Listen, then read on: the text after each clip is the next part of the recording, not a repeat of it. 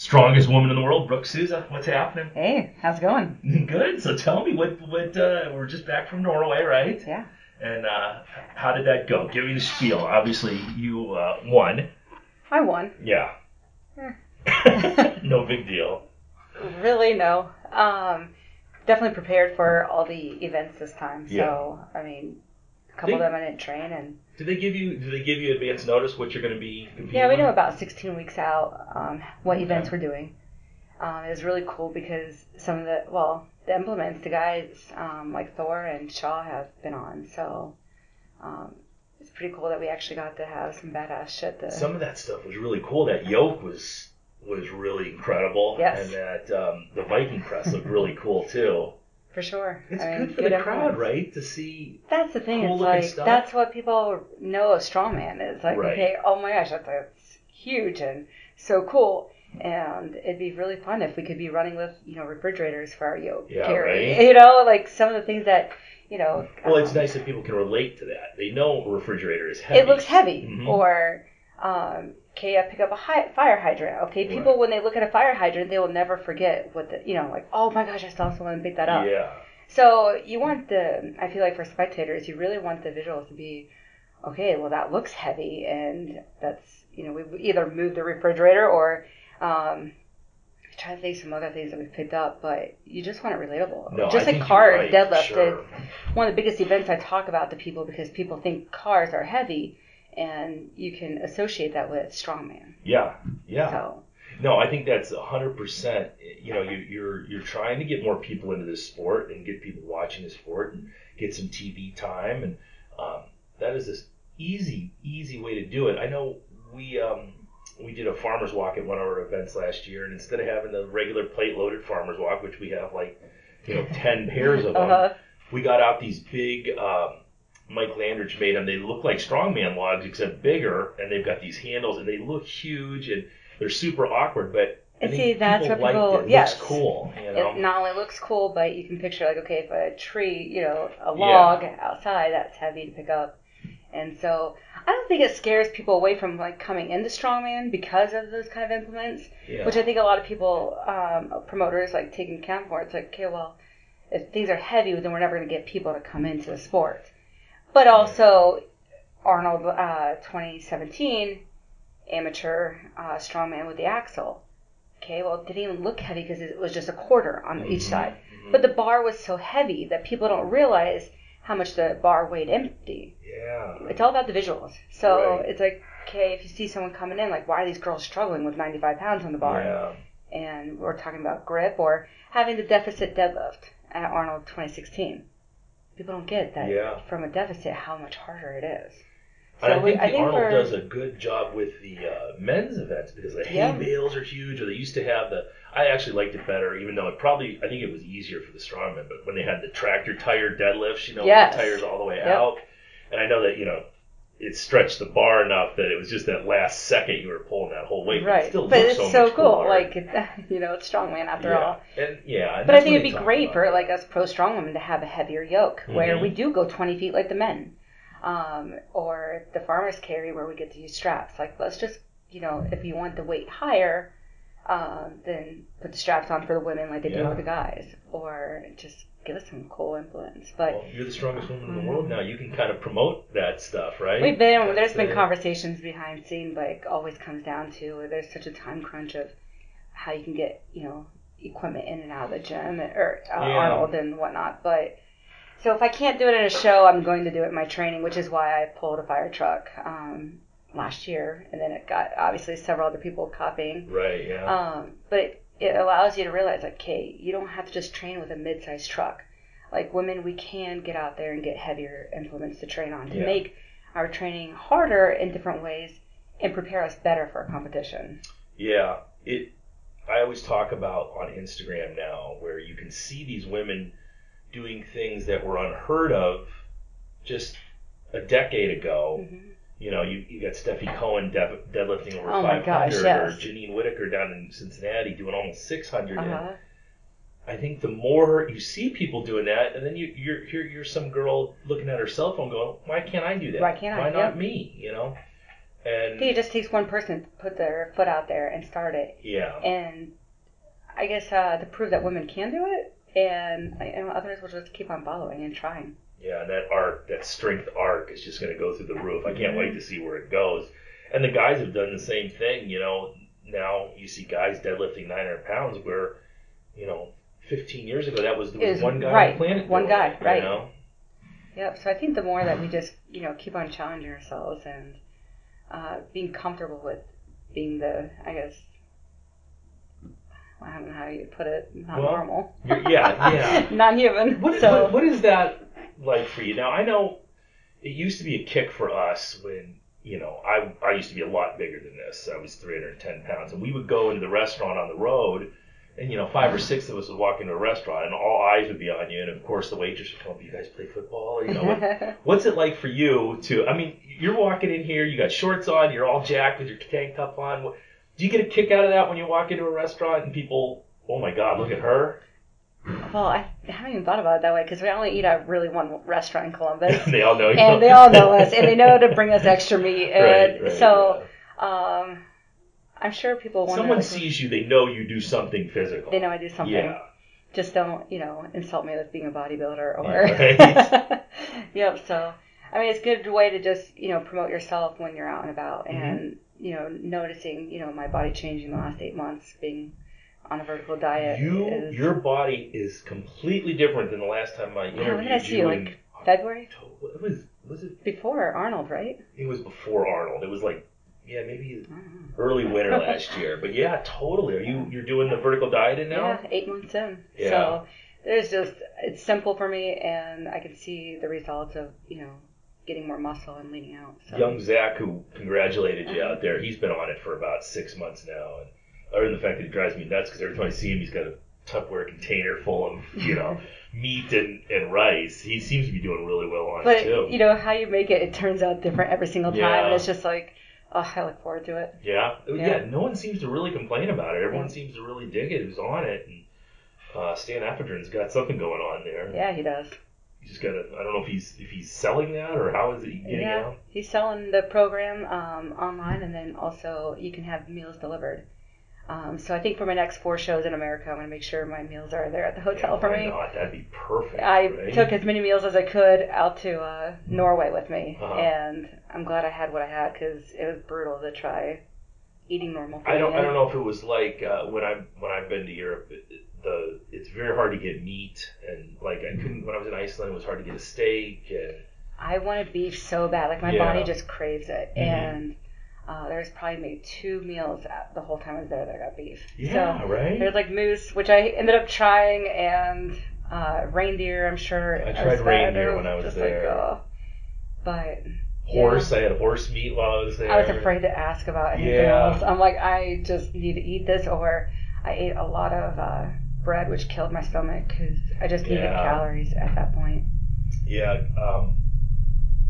when I was there... I was eating whatever meat I could get a hold of, but everything is so carb heavy. Yeah. The sauces and everything's breaded. It's just like I was hurting that whole week because I'm just not used to that. Just to give you an idea of like how sensitive our bodies really are, or especially being on the vertical now for 8 months. Like I came home in the last day and a half, I've dropped 12 pounds. Really? So it just shows like your body is very sensitive once you come off of like how high insulin and carb loaded our food is, and seeing that our bodies aren't meant to handle that kind of eating. Yeah, I'm a firm believer in that. I don't, like you said, when you have a meal after you've been so strict for so long, and you have that quote unquote cheat meal, it does worse things to you than anything. I'm traumatized by it. It was like 4 months before we even had a cheat meal. We went to get pizza and ice cream, and I was like, oh my gosh, never again. Sinuses flared up, nauseous, and so I really had to be forced. I have different people in my life that help me go have a cheat meal. Yeah. And then I only pick like one item, not even a full meal. I was talking to Judd Logan. We interviewed him a couple of weeks ago. He's the throws coach at University of Ashland. He's a 4-time Olympian. He just came into the gym. Yeah, right. He was down there. Yeah. And he was talking to me about being on a ketogenic diet because I've been on since 2012, and he said, do you do cheat meals? And I said, I don't. I don't do any cheat meals. And he asked why, and I said, because I feel like garbage afterwards, and it's just not worth having ice cream, right? It's not that good, just to have that mouth pleasure, So I just don't do it, and that's the first thing people want to ask you, though, when they want to get on the vertical diet or the keto diet or something like that. When can I have a cheat day? You know what? You got to rewire your brain, and you're going to realize that your body just doesn't want it. Right. So, not worth it. It's not, unless you want to feel like absolute garbage for that 2 minutes of pleasure. What else was Norway? I mean, how did you like Norway? What was it like? It was everything I expected it to be. It was very peaceful. I mean, beyond quiet. Mm-hmm. You don't really hear like bugs or animals around you until later in the week. Some sheep showed up and they had their little cowbells on. Did they have you set up in a hotel, or were you doing like? They had us set up in a hotel, which was connected right outside from the events. Oh, that's so nice. Very convenient. Yeah. I'd do it and be able to go inside and. Is this was Strongman Corps? Yep. Okay. Yep. I get the federations all mixed up and who runs who, but. And then it was the qualifier for Arnold, so top Isn't that 2. funny that the strongest woman in the world contest is the qualifier to get to the Arnold? I know. That shows how big that is, though. Yeah. Is the Arnold different than women's nationals, or is that the same event? It would be different. Okay. Yeah, so completely different with separating amateur from pro. Okay. Yeah. All right. And it's like I think there's maybe in the 60 different pro strongwomen now in Strongman Corporation. Mm-hmm. And we all had the opportunity to go over and compete in Norway. It's just for different reasons. People show up at different competitions. And so, every competition changes based on events or who shows up. It's anyone's game at this point. Yeah. And just because I'm ignorant of the fact, when they say pro, are they giving you prize money at the competitions? Yep. Or and is that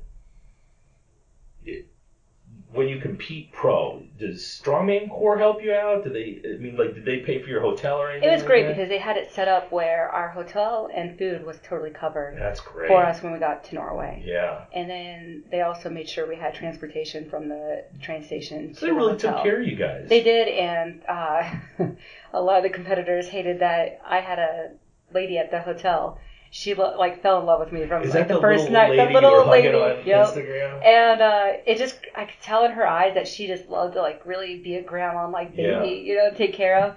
And so I fed into it. Yeah. And I travel a lot, and the cruises we get a lot of that feeling too. Yeah. And these people are away from their families, and they're here serving you, and I'm sure they get treated like crap a lot. And she just cracked me up, and she's like, I got in from the yoke carry, and she's like, I thought about bringing you a piece of pink cake and putting it at the end to make you go faster. And the hotel staff just loved coming out and watching us, and they really, the other people go ask, mom, because she'll get it for you. Yeah. And so when everybody else was told no, she took care of me and said yes. So we had a blast just playing into that. And, and she was probably, I'm sure it's her job, but I'm sure she takes a little pride in being Oh that my gosh, mom to everybody. I think she just loved falling into that role while I was there, and she just had so much fun.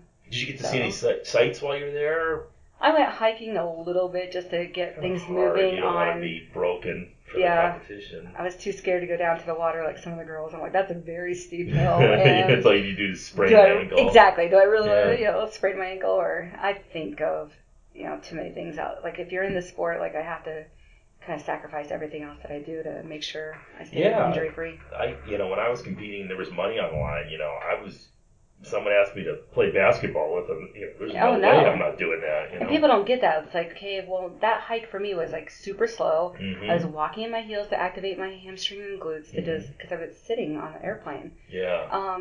So it was nothing strenuous. It was just keep your body moving. Yeah. People think well, if you can be lifting all this weight, then why can't you go rollerblading with me? Or right. Let's go skiing. And it's like you have to sacrifice all that extra stuff. Yeah.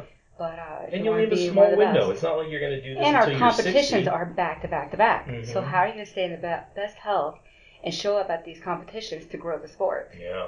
Okay, we can't just pick, can pick our top favorite, but also with pro strongwomen, we can only compete at pro shows.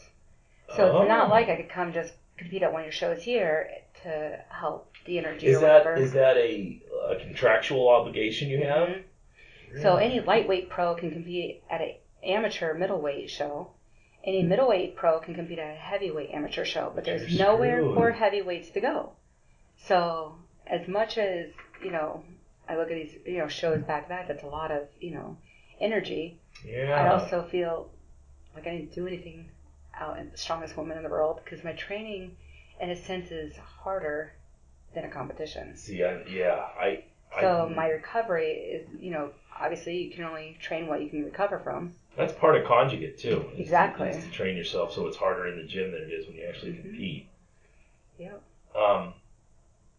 Give me a little bit of when we talked, you were training with Matt, but it seems like since the last time we talked, you guys really worked together to dial this in. So with going through the conjugate method internship with him, it allowed me to learn how to take that method into my strongman events. Mm-hmm.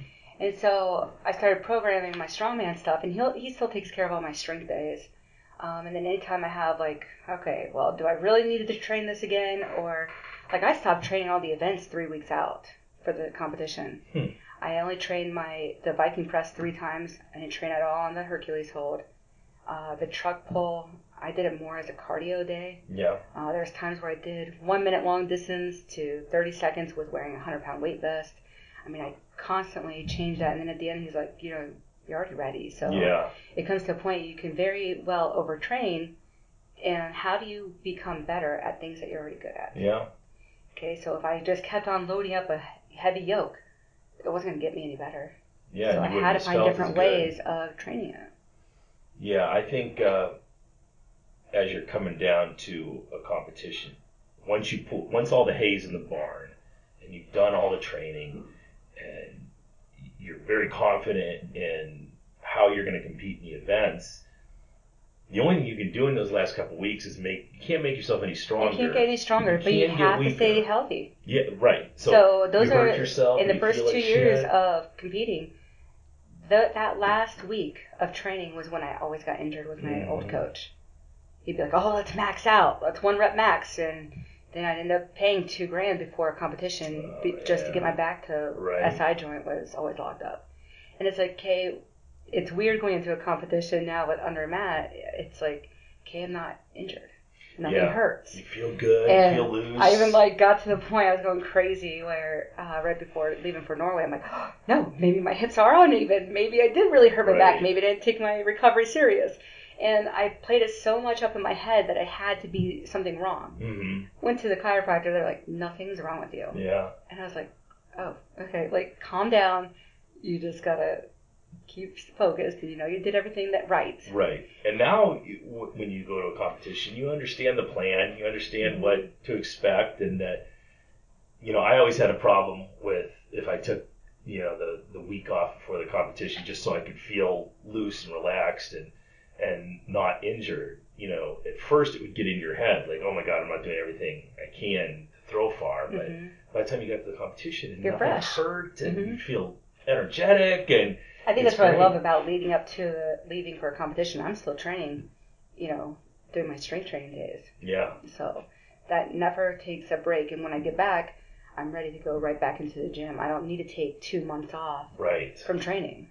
I never understood how people could do that anyway. I don't know, mentally, that would just throw me off. And then I've got to. If you compete twice a year, you're losing you're losing 4 months a year. Yep.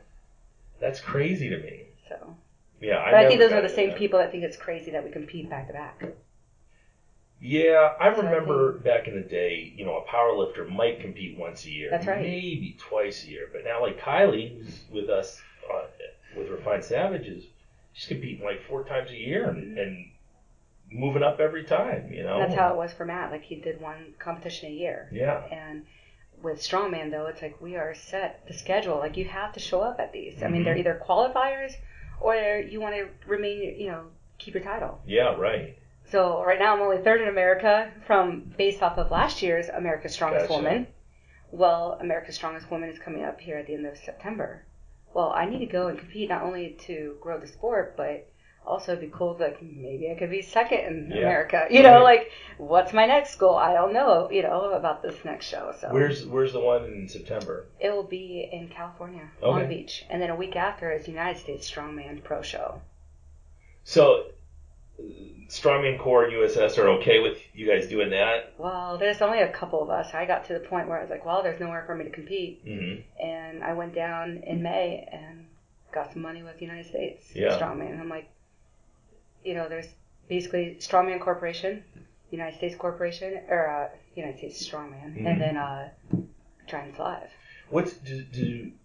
Does Giants Live have anything for the women now? It will be, we did the World Show in Raleigh last year in December. Oh, right. Yeah, that's right. Which I love that because it's where all federations could come together. Anybody who thought they were strong could show up because they had to qualify through online. And so I just felt like that was the true testament of whoever's the strongest. Right, yeah. Because you had everybody who wanted to be there. Yeah, I remember that competition because they put the Masters weights out and someone sent it to me and I'm like, are you kidding me? First of all, you're competing against Nick Best and Mark Felix and Zadrunas, and I'm like, I can't even lift that yoke, let alone walk with it, I think some people had some delusions of grandeur and went down there and just became cannon fodder for those three. Right. But that wasn't going to be me. I wasn't going to embarrass myself. Just bury yourself under them. No, I'm good. I weigh 242 pounds and I'm going to stay right here. But see, that's the thing. Like, each competition, it's like, you know who you're up against. You know your weaknesses. You know what events you're doing. And you just got to find different goals in each one and be proud of yourself and where you've come from the last one.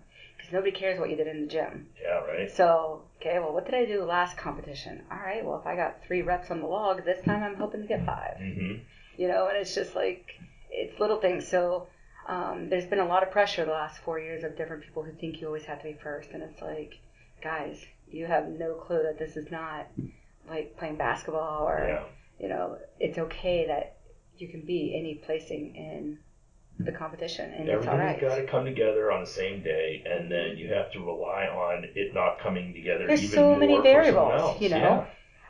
World's strongest woman last year, I ended up having an infection. So I don't even remember half the competition because I was so sick. But it's like, okay, I still hit some numbers that I didn't expect to hit. Right. And so at the end of the day, just be proud of those moments. Yeah, and that competition becomes the celebration for all that hard work you put in. I think people put so much stress on themselves that they have to, place a certain number or they have to lift a certain thing, and it just ruins everything they do. Instead of going, I put all this hard work in, and now I'm in Norway in front of all these people, and I get to actually showcase what I've done and just relax and have fun with it. Have fun. It's like once in a lifetime experience. So it's not world peace. Yeah. And like everything will be okay. Yeah. Like you don't have to get mad if you didn't do something. Right. Like you probably, I've lifted 330 stone in training, but I think I failed at like 280 or something like that. At the comp? Yeah, and it's like I don't care that stone was granite versus cement. It is what it is. I didn't even think twice about it. I was just like, yeah, all right. You were still like second in that event? Yeah, second. You were very consistent through the whole thing. I think that's probably what won it for you. Exactly. Right? You can't have, what I've learned is like one little mistake. If I was not focused enough on the power stairs and went to try going too fast and missed the step, like that would have killed my time. My time on stones and power stairs is what got me second place on those events. Right, yeah. So, or I think third on power stairs. And you won the yoke? Yeah. Yeah, I remember seeing you won one, and then I was watching you, and I'm thinking, okay, she's just staying in the money every event. This is what's going to help, you know. And that's someone always drops off and has a screw up moment. And I've had plenty of those in the past, and you learn from them. Yeah. You can't be mad about what happened in a competition. You learn from it, and you either, okay, well, I came in second place because of 1 point or 0.6 seconds. Like it still happened, so. You need to take from that, go back to your training, and not let it be that close of a, hiccup or whatever. Yeah, there shouldn't be any doubt, It's like, nope, you just got to get faster. Yeah. Stronger.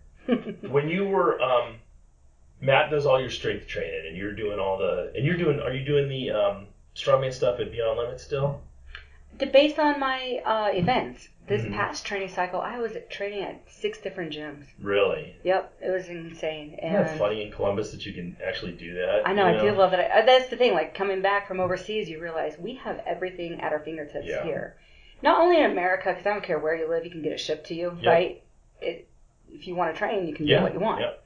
So, but definitely in Columbus, I have everything that I possibly want. I would drive 2 hours to go train on Viking prep. Oh, well, I guess that was a half hour away, but then 2 hours to go train on a fire truck. Yeah. And then, even though I know everybody in Columbus, it was just easier to get through the chief. Let's say with all what Matt does for all the fire departments in Columbus. I just rather deal with a chief that could just hurry up and get me, approved to pull it. So, drive up to Indian Lake to get that done. And I wanted to train on different types of yokes. I didn't care to just train on the very specific one that people need to have for a competition. Trying to think what other events. Power stairs was at Beyond Limits I'd have to go to. And just depending on what I needed. I could never set up a stone series because I don't have a platform that wide. Yeah. So I only trained stones one at a time.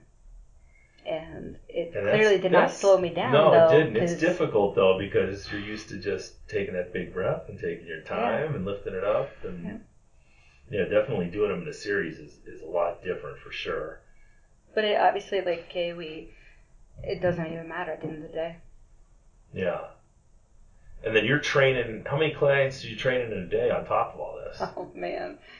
I know you said you were training clients till 10. And oh, yeah. Okay, so morning group, I have about 8 people that show up. But you train them in small groups or personal training? Personal training, small groups. Yeah. I mean, they all come together. I tell them to work out. Yeah. They know how to cheer each other on, watch perform. I think that's the best way to do it. Because you get a little bit of competition amongst them, and like you said, they can watch each other's form. You know that it's okay if you fail, and it's not a bad thing. Yeah. So, but about 45 clients. That's great. Yeah. Then I have my online, so. You're doing the online programming that's too? just, thankfully I have learned how to program through going through the internship with Matt, and I really enjoy doing the online programming. Yeah. It's not a cookie cutter workout, so it's like there's a lot of thought process behind it, and it just makes me feel like I really connect with my clients that are out of state. I think that's really important. I set up a Facebook group for hours, and the reason is because I didn't want to just send out workouts. I try to encourage, and they don't do it enough, but I try to encourage them to start posting stuff and posting videos so I can look and watch and say, hey, you need to get your feet out wider or sit back a little further or whatever.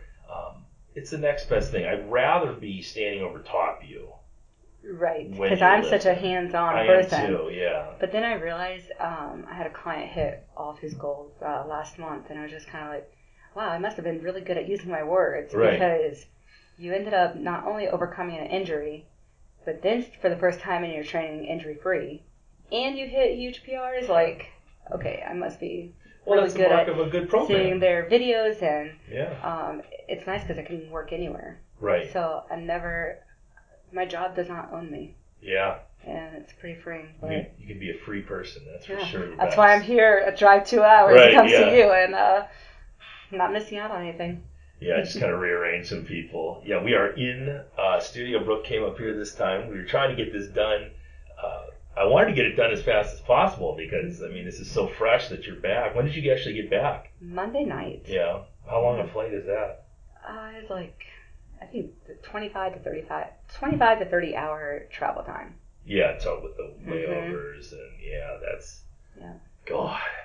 I'm so excited to come home. Because people don't understand that takes a huge toll out of you. Yeah, and you just mentally again have to prepare for it. You can't just say, oh well, we had to travel. Like, guess what? They have to travel here for Arnold, so it's just another excuse you can't have. How many did you have? A lot of women from Europe and. I'm trying to think.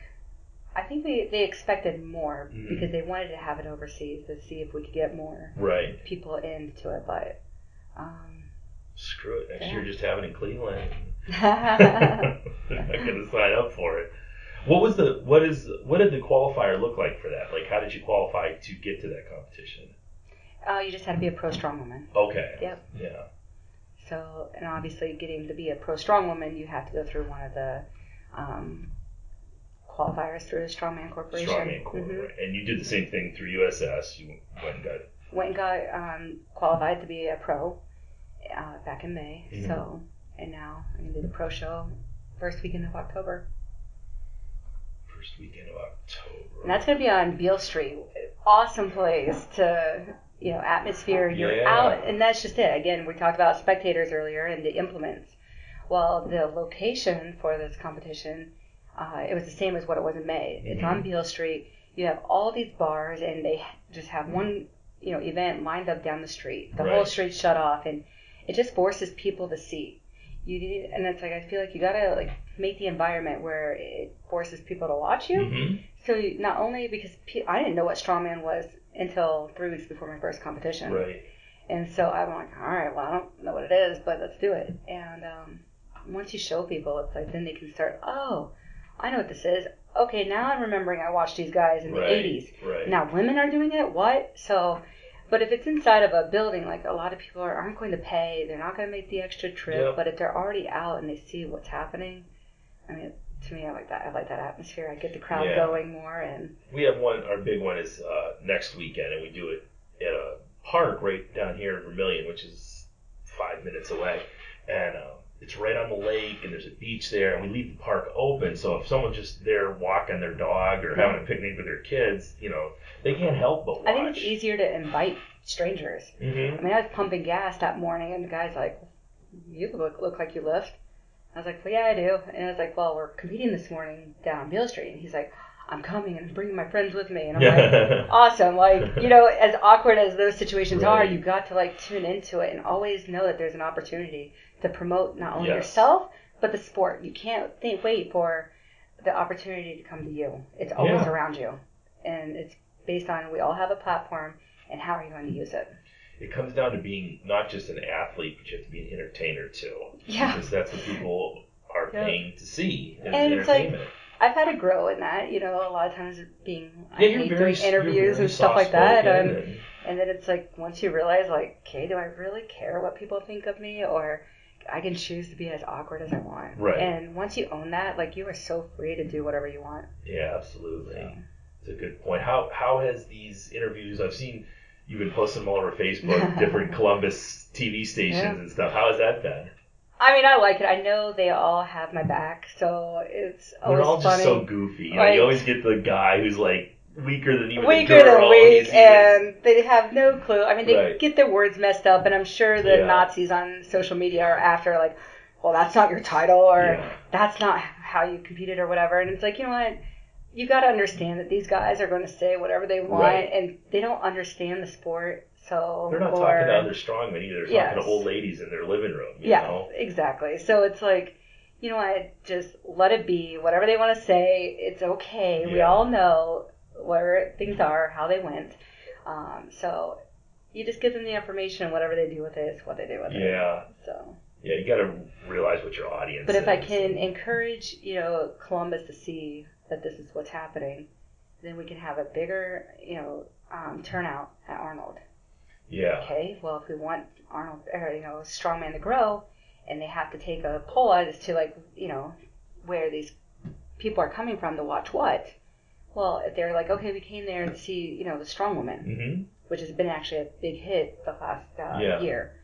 Then it's okay, that's how we get more money given to us from Arnold to be the pro strongman. Right. But if we don't create that, then how are we ever going to get it? Yeah, absolutely. So, that's why the big picture is you just put it out there and hope that more people come. Yeah, I try to instill that in the guys and girls in Highland Games that the crowd is very sensitive. When we're competing, just like strongman, a lot of times you're right on top of the crowd. They listen to everything you say. So, we used to have almost staged conversations where we might have the same conversation 3 towns in a row, 3 weekends in a row, but we knew we got a laugh out of the crowd the last time. So we would just have the same conversation again. And then year after year, you go back to these same events and you start seeing these familiar faces in the crowd who are coming out just to either cheer for you or cheer for the guy who you're pretending to go so hard against and boo for you. And either way, it doesn't matter as long as they paid their $20 to get in the door, you did your job. And the promoters used to love that. And it always helped. in the long run, at the very baseline, the more people who come to watch your events, the more money you're going to make. Right. At least that's the way it should be. And the thing is, a lot of us travel alone. I mean, in the beginning, when I was an amateur, my family came everywhere. And, there would be 20, 25 of them, all right, trucking along, and just coming to the competition. Right. Well, now when, you're alone and you're further away and, the trips cost a little bit more money. Yeah, Norway's tough for the whole family. All right, well, you look in the crowd and you're like, okay, well, who can be my family that day is what I think. Yeah. And, back in May when I competed at the USS, I saw a little boy and I'm like, all right, I'm going to do this for you. Or, hey, you want to get out there and compete for me? And it was just like, I had no clue that him and his family were there on vacation. Yeah.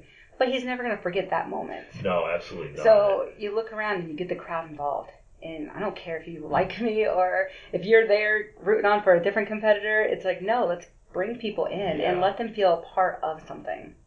Because you're not going to forget that moment. Yeah, right. Are you getting young fans contacting you? Girls that are...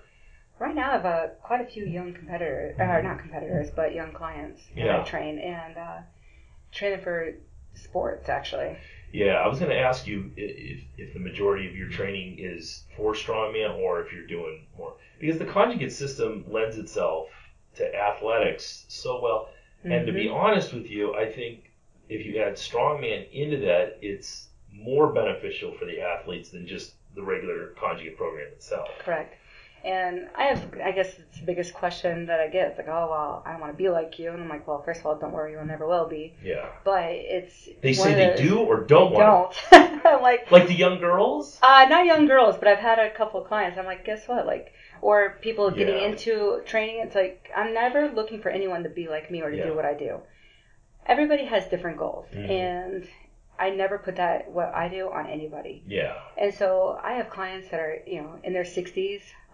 People that I train for hiking, soccer, throwing, weight loss is a big one. Yeah. In general, physical, I guess. GPP. Performance there. So, general public is what I'm looking for. Yeah. But, I have clients from all different levels, and the conjugate works on getting each one of them to their goals. Yeah. And it's really neat to see how that transfers over, because at the end of the day, we all just need to be stronger. And I don't think enough people realize that. No. And it's like, well, our bodies don't want it to be. So it's like it's easier and cheaper to be lazy and fat. Yeah. Yeah. And so you can look up Dr. Kramer. I did a podcast with him. Mm-hmm. He's been studying women for 30 years, and he was actually Matt Winning's professor at Ball State. Oh, right. Dr. Kramer. Yeah. And so he was just talking about how women need to lift more weights, heavier weights. Mm-hmm. And it's like what you do in your 20s, it's going to affect you in your 30s. What you do in your 30s will, transfer to 40s. So it's like, how are you going to age better, And yeah. I had a girl a couple weeks ago. She's strong. She's really strong, and she hasn't been training for very long. And she said, I just don't want to look like a linebacker. And instead of saying, no, you're not going to do that. Because, Christ, I don't know. If she trains for another 2 years, she could get super jacked. She's already fairly jacked.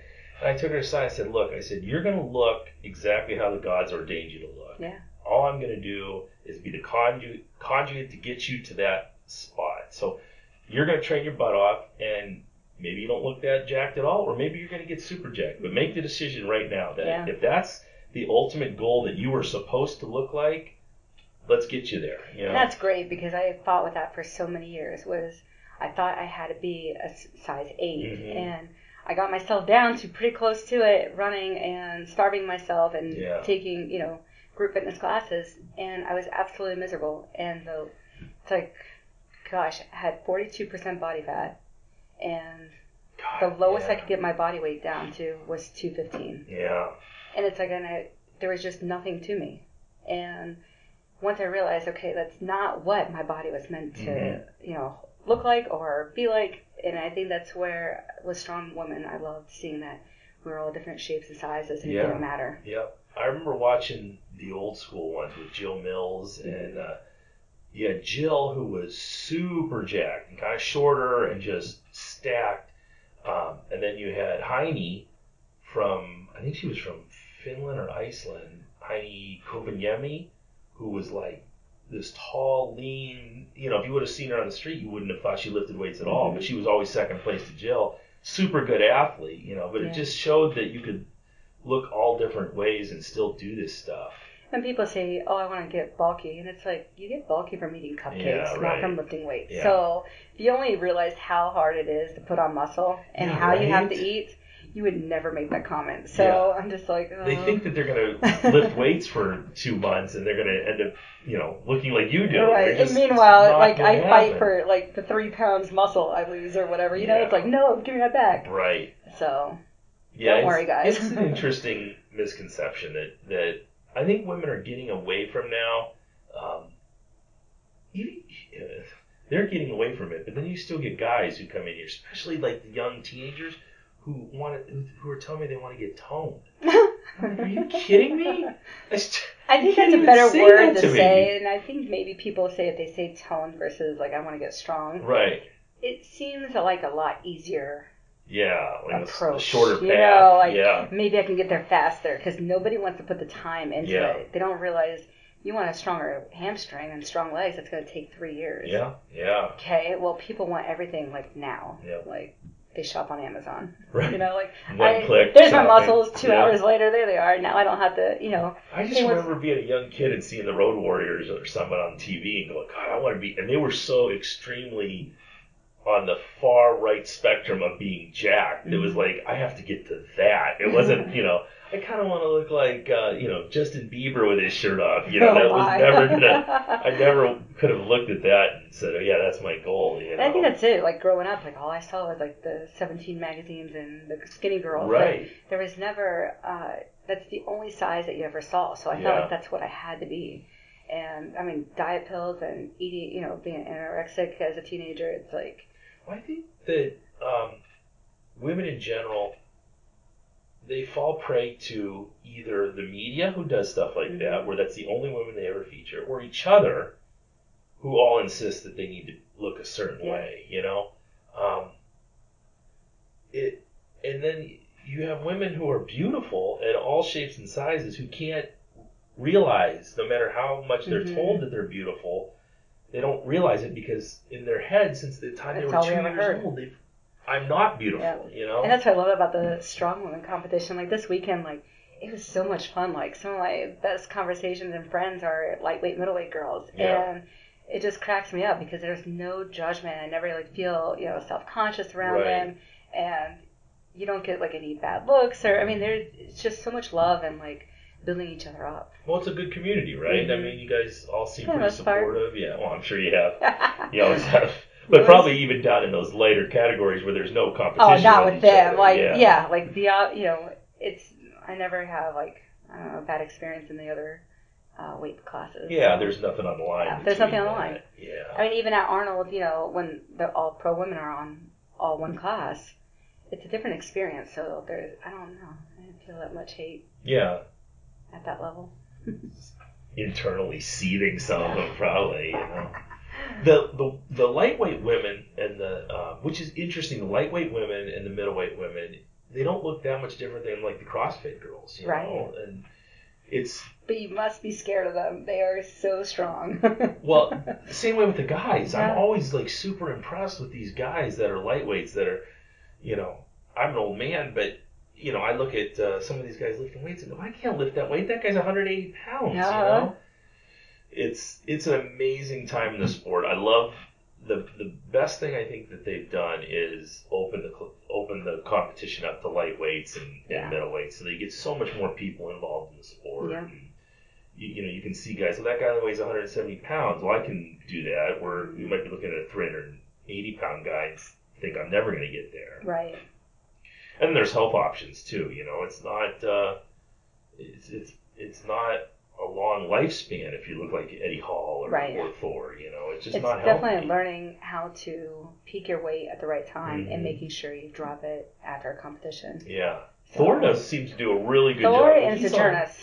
He's with Stan, right? Mm-hmm. Yeah, because it seems like now if you look at him. He's down. He's super bit. Right, yeah. But you cannot maintain that high strength all year long. Right.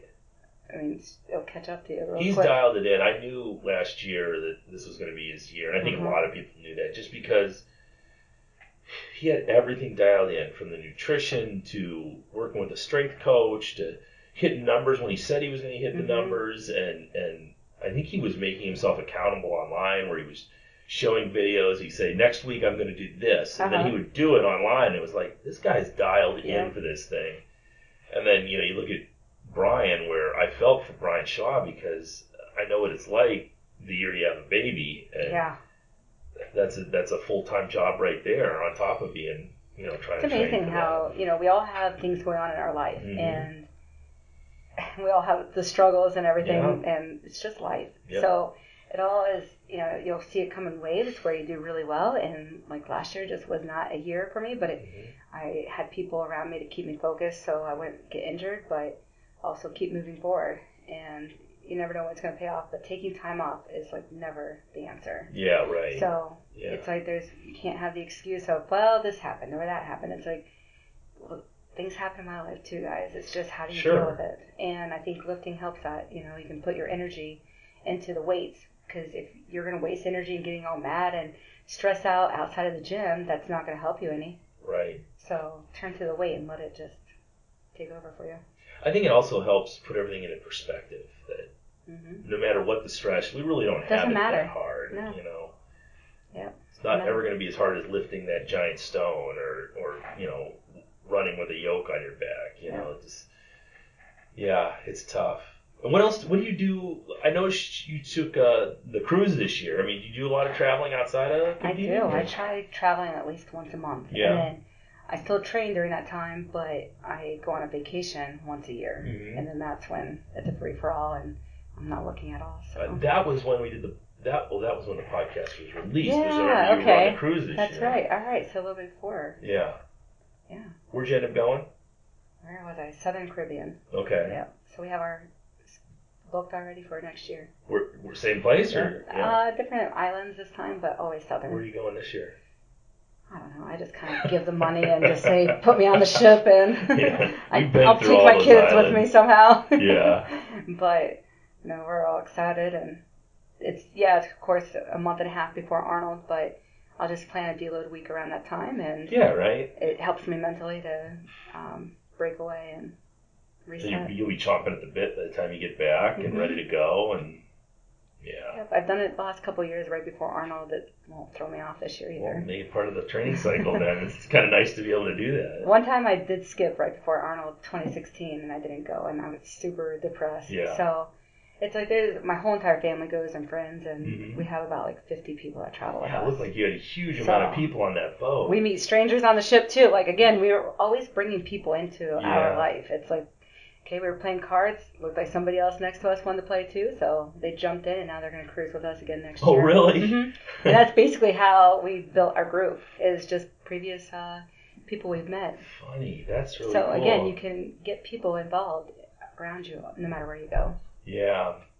So that seems to be a big theme in your life, is getting people, making people feel comfortable, making people and have the experience. included. I want them to experience life. Yeah. And, I think a lot of us get so uncomfortable and scared to try new things that I think if you have somebody to hold your hand and encourage you, whether it's trying a new recipe or going on going kayaking for your first time, there's ways to, still experience life without doing something like lifting a 300-pound log. Do you have stuff you want to do once competing's done?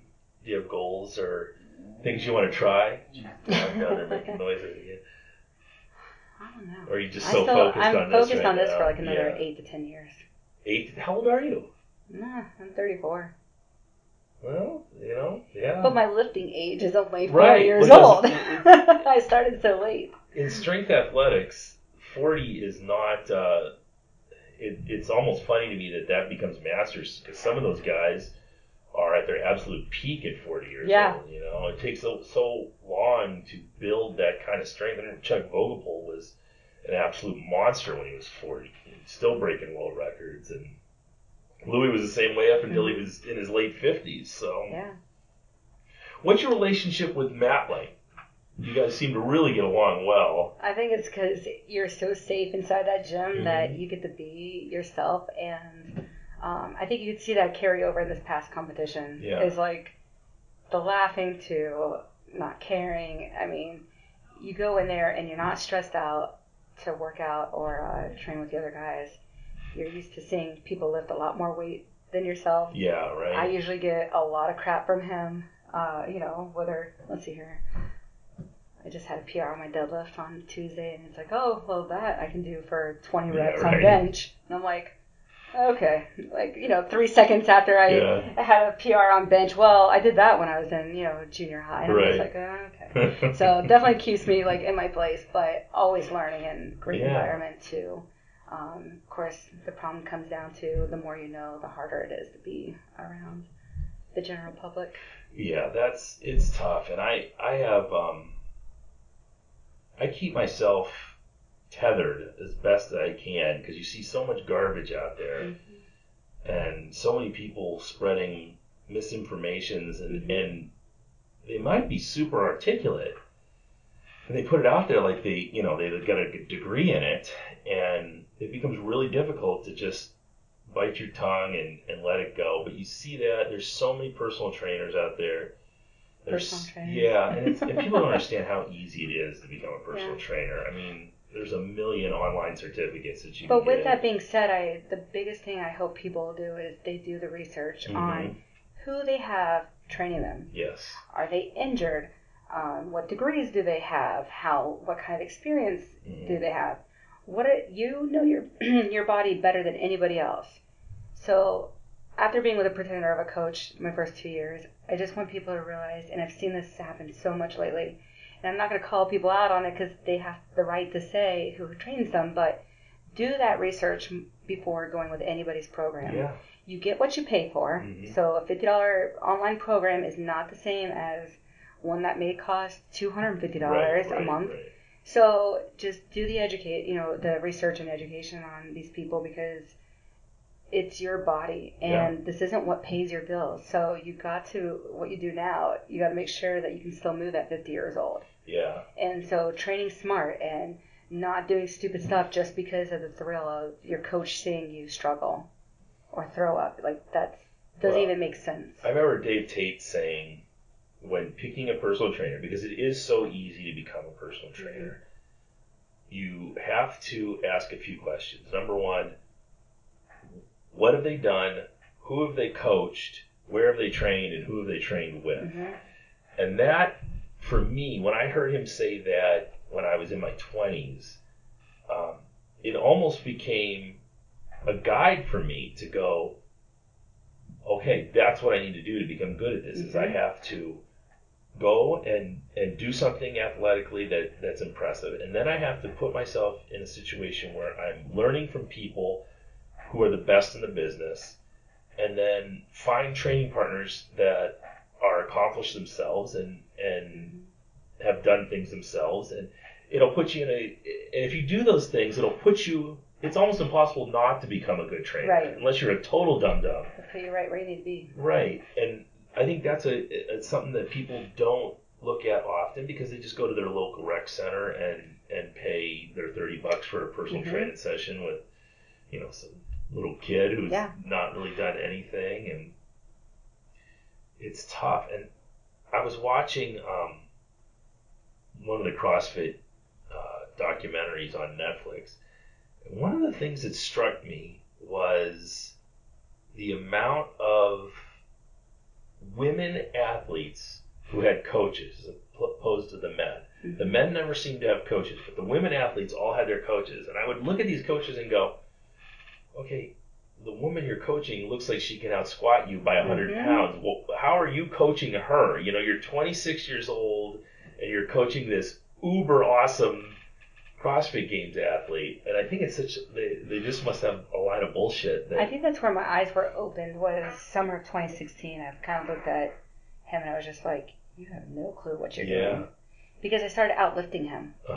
And then people were messaging me like, who is that? Right. And I was just like, oh, well, I think for women we need to know that maybe it's a security thing. We don't think that we can do it on our own unless we have a coach right there telling us what to do. And it's like I want women to realize like they can answer for themselves. Yeah. They know what jumps they want to take. Yeah. Be confident in your answer. It's okay. You don't need someone speaking for you. Right. And it was so uncomfortable when I first met my wife because I was kind of coaching. We were friends, and then I started giving her some programming stuff because she was getting out of CrossFit, and she would call me her coach. I'm like, oh God. I know. And I'm thinking to myself, I'm trying to have sex with this girl. Stop calling me, because then it becomes super creepy, you know? Yeah, I'm experiencing that one right now. Okay. I'm like, don't call me coach. I'm like, you don't understand. I'm only helping you because. Yeah. Maybe take that out of there. Little. No, that's stayed in. You know who you are. Yeah. You can direct all questions to Brooke when she gets home. I think that's a lot of it, though. I think you see these guys who, they start off as coach, and then they're looking for ways to weasel in there somehow or another. But you could have a totally different scenario going on, where the guy is being coached. I like that. Yeah, it's more looking just for a relationship, though. I was like, all right, we'll see what happens. Yeah. I get marriage proposals daily, so... No, you don't. Do you really? Are they like creepy guys? Like you slide in your DM? Very creepy, and I'm just like, no, I'm not looking for a relationship. But... Do you have the guys who was telling me, God, I can't remember who was telling me this story. Anyways, they said they had guys in their DMs asking to pay them to lift them over their heads. I can make a fortune. You're right. If I actually did that. Daniel Curry, that's who it was. There's so many fetishes out there, and I'm just like, man, if I didn't care about getting hurt. Right? Just lift this guy up, I'm like, put his nuts in the ceiling fan. And... Can you bench press me? And it's like, that does nothing for me. And well, the money, that's you're doing it for the money. I know I should do it for the money. You got a small window here, Brooke. You got to take come on, there's got to be money in strongman somehow. This is going to be the way to do it. Yeah, there's so many oddballs out there. That's one way for people to get themselves blocked on my account. You messaged me and block. I have never gotten a weirdo girl asking me to lift her over her head. Never happened, so I feel lucky. Wow. You guys should do a podcast where you just talk about that, or you just talk about the oddest. That would be great, because we actually had a conversation going out there in Norway. We were sitting on the couches together, and I'm trying to think who all was it. It was like Dion, me, Sarah, Kimberly. And it's just funny, the conversations of we all experience the same thing. Yeah. And, guys are so creepy. But once you learn how to get a hold of the situation, you know exactly, okay, I can already tell who you are and what you're going to be. Block you. Leave me alone. Yeah. I love it. That's so funny. So we're training now for U.S. Strongest Man or Strongest Woman in September, right? And first America's Strongest. America's Strongest. Yep. And then what? And then a week after would be United States Strongest. Right. Yep. So how's the training? Is the training going to differ any with 2 in a row like that? You guys you just got home, but I'm guessing you're ready. You're already getting ready for this next one. Yeah. The thing is, the events are so similar to each other. Uh-huh. And when you realize you don't need to train every event, based on whether you're being good at it or maybe it's I didn't train Hercules hold, and my grip was always an issue of tearing. So, people are shocked, well, why didn't you train that one? It's you don't have to train every event. You don't have to have your hands on the exact implement that you're going to be using in a competition either. So, but it takes a very conjugate mindset. Yes, it takes that kind of a mindset in order to be okay with that and know that you know where your training's at and you'll be fine. I think what we need to do is have either Dion and Willie get back together, or they just have to schedule things differently and better so that they give you guys some room in between. Again, does it even matter? No, it doesn't. I mean, you train the next 8 weeks where you can handle them back to back. Right. And you treat those like a training day. It's going to be no different than both of them are one-day competitions? I believe so. Yeah. That's not too bad. To me, it's a strongman Saturday, right? Right. Then you go back and you get back to... Like you said, it's not going to be as hard as you're training. Right. And the numbers, I'm finally at a place where I'm not fighting for the number of the weight. Mm-hmm. My first 3 years, I was just like, oh my gosh, that log is 50 pounds more than I'm pressing. Yeah. And of course, I zeroed it at every event. Yeah. But that strength will come at it's time. Yep. You can't rush it. I tell people that all the time, especially women. They'll look at it. I don't even like posting the weights because then you'll get people, I can't do that. Yeah, and already shut themselves down. Right. But the Soviets, never saw the weights. The bumper plates were no numbers. The coaches knew how much each one weighed, but the lifters never did. So they could always lift more than they ever expected. Yeah. So just like, okay, if you're going to save someone's life, you're not going to think twice about what's going to happen to your life. You're like, okay, no, your reaction is jump in there and just do it. I do that to people in here all the time, especially because I'm sure being where you train, you understand what a bar with 245s on either side looks like. When we have women's bars in here and we have 35s that kind of look like 45s, and we have women who are new to this and they don't do bar math as quickly in their head as we would do. So you just hurry up and start slapping on some extra weight. Go ahead, lift that. They have no idea what they're lifting, and then they're all excited afterwards. And then they get in the habit of, don't tell me what's on the bar. And see, I think like with being at Matt's gym, like the guys there lift so much more weight. So I'm desensitized to seeing how many plates are on a bar. Yep. Well, if I don't have as many plates as they do, then one, I know I'm never going to get hurt there. Yeah. Because I have great spotters and a great coach. Yeah. So that's already, the stress of that's out of my head. And then we make fun of failing. Like, it's such a good thing that it's like, if I put straps on for 225, like, really, Brooke? Like, and it's like, fine, I'm not doing it anymore. And it's like, or wrist wraps, I think ball breaking is an essential part of training for strength. But we have, not even just training, in life in general. Yeah. And that's something I think we've gotten away from because everybody gets so offended. Sure. And it's like, come on. Yeah. Like, my kids, like, hang out around Matt, and it's like, man, that's good for them. You're like, come on. Like, learn how to take a joke, learn how to give them back. I let them have free-for-all to, like, give it right back to them. And it's like, it's important because, like, everybody's so sensitive by what is said. And it's like, come on. I'm having one of those days today where I've accidentally irritated like 3 people online, not even trying to irritate them, and it's just they're all crying, and I'm just, oh my god. Is it because we weren't on time? No. But that meme was that Jesse Burdick. That was a good one because that was definitely how we were raised. I hate that. Yeah. I don't get it. I open the gym up. I'm always here 15 minutes early, minimum, and open that gym up, and I love the people who walk in right after I do.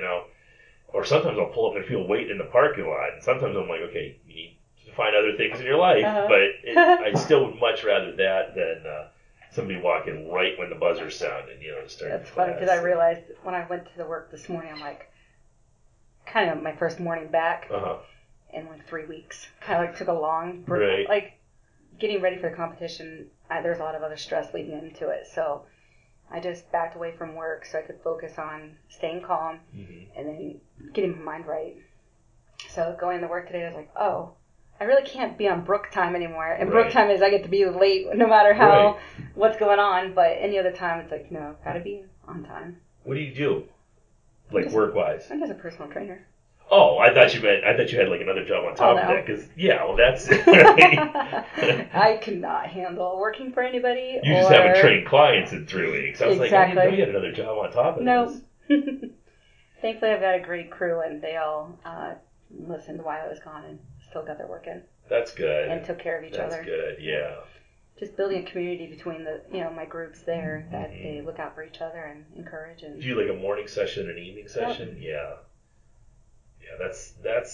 That community is so important, and a lot of times it'll help your longevity with a client because it's not them just maybe they get irritated with you someday and they might quit, but if they do that, 2 of the other girls are going to call them and say, what's wrong, what's going on, because we all have personality issues with each other. You're not going to go through a relationship of any kind, whether it's, boyfriend, girlfriend, or husband, wife, or a trainer and client, where you're not pissing people off one way or another. So it's got to help with your retention, just to have other people in that group they can bitch about you if they want, Have at it. Yeah, I'm sure I get that all the time. Mark said this to me today.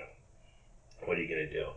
All right, so we are going to start getting ready for the 2 U.S. competitions. Yeah. And those are both in September, and then that's a this was a qualifier for Arnold. Yeah. The world was. These are just titles, I guess, and some prize money. Well, that's the key. And Call I'm me like, whatever you you know want, what? just pay me. Exactly. I'm like, there is finally money at these shows. A lot of women, I'm encouraging them to step up and show up, because this is what you guys asked for, and it's finally there. Now register and show up. Super psyched that it's there. I've told the story before that the first time I talked to, and I won't say which promoter it was, but they were telling me about how they have this new pro Masters League, and I was a pro Highland Games athlete, so I didn't go anywhere unless I was getting paid at least enough to make a car payment, And he was telling me about this pro Masters competition, and I said, well, what's the money like? Well, there's not any really money, but, we get you gear, and we sometimes help you with travel, and I'm like, no, let's get some actual money, and we can start calling this a pro class. So it's good to hear that we've got actual money going to these people now. And, that was probably a little naive on my part, where you're just starting it out and trying to figure out how we are going to make money, and maybe that's the way to go, is just consider yourself a pro until someone starts paying you. Right. And that's what you had to do, like, the first 2 years. Yeah. But now it's like, okay, they're pretty consistent at having money at these shows. Awesome. And it's like, okay, guys, this is what you wanted. You put so much work into it. You might as well get paid for it. And not only, like, the other part of making sure there is money at these shows is having that whole getting the spectators involved into the show. You got to put on a performance, because what sponsor is going to want to pay if you're just going to, like, be angry and not cheering not only your competitors on, but also getting the crowd going. Yeah. So you got to look at the bigger picture. It's not about us at all. It's about the ones around us. And it's about the promoters too. They're going to have to, like, Aaron West runs a great show up in Frankenmuth, Michigan. That's actually this weekend. I wish I could have been there for that one, but I got my own comp. And, like, Shane Rickman runs a good one at Battle of the Borders. These guys do a good job of promoting it and getting people into the event. Like you said, they were just strangers. They didn't know anything about strongman, but they're going to spread the word, and that might eventually end up in your pocket. You never know where it's going to take off to. Yeah. So, but it's always worth trying. Absolutely, I love it. Anything else you want to promote before we get going? Just like check your out social media, so they can jump in your DMs and ask you to lift them over their heads. Oh dear, please don't do that. But you can follow me at Brooke Sousa on Instagram, and check out Ludus Magnus page. See what's going on in the gym, and welcoming anyone down there to train or check out the equipment, online programs. Yep. And Refined Savage Ambassador, right? Right here, yeah. That's right. All right, it's been great talking to you. Second time on the show, and we will do this again as soon as you win the Arnold. How about? Sounds good. That's my goal. That's right. All right, good. Brooke Sousa, this has been the Refined Savage. See ya.